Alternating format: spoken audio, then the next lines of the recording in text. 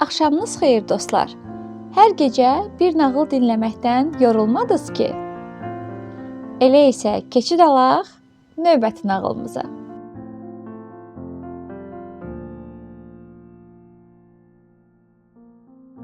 Bu axşam sizə Norveçlərin Kədər adlı nağılını danışacağam.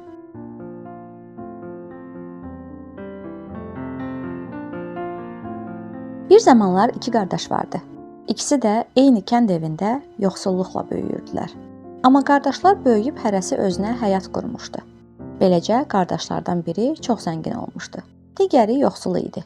Zəngin qardaş şəhərə köçmüşdü. Özünə dəbdəbəli bir malikanə tikdirib xoş-xürrəm yaşayırdı.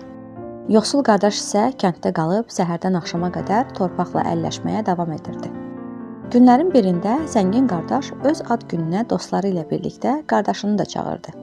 Yoxsul qardaş səhər arvadı ilə kənddən yola çıxsa da, atı, arabası olmadığı üçün qardaşının evinə piyada getdi və məclisə çox gec gedib çatdı.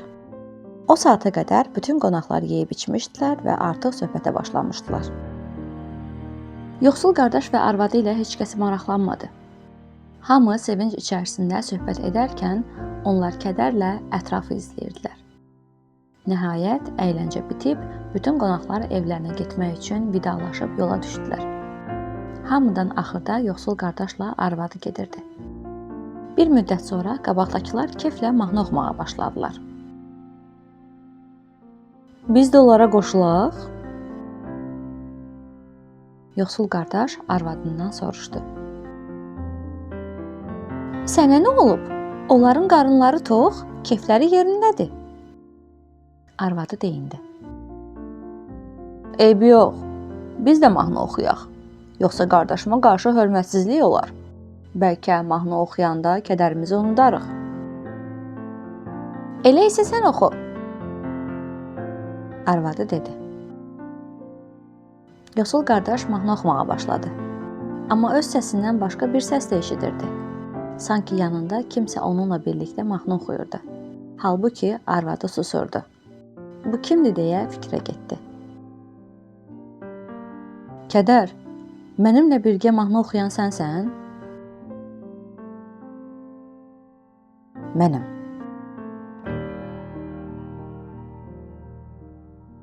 Kədər dedi. Kədərlə yoxsul qardaş kəndə qədər birlikdə mahnı oxudular.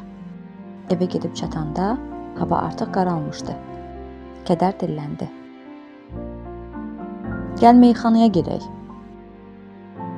Necə gedək? Yoxsul qardaş dilləndi. Cibimdə qəpiyim də yoxdur. Canın sağ olsun. Pula ehtiyacımız yoxdur axı. Artıq yay gəlir. Paltonu satarıq. Həmin gündən etibarən Kədərlə yoxsul qardaş meyxanadan çıxmadılar. Palto satıldı, inək satıldı, kötan satıldı. Arvadının paltarları satıldı. Bir gün Kədər yoxsul qardaşa dedi. Gəl bir yerə gedək. Tarlaların ortasında ağ daşın yanına getdilər. Kədər yoxsul qardaşa daşı qaldırmağı tapşırdı. Ağ daşın altında böyük bir quyu vardı. Quyunun dibində isə bir küpə qızılı görünürdü. Yoxsul qardaş qızılı çıxartdı. Sonra biraz düşünüb Kədərə belə söylədi. Quyunun dibində nəsə parıldayır. Əyilib götürərsən?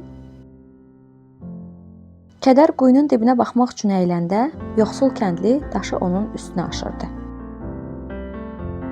İncimə Kədər. Əgər səninlə yoldaşlıq etsəm, bu qızıllar da qısa müddətdə bitəcək. Yaxşısı budur, sən də burada qal. Mən isə öz həyatımı bildiyim kimi yaşayım, dedi. O gündən yoxsul qardaş arvadı ilə birlikdə var dövlət içində xoşbəxt həyat sürdülər.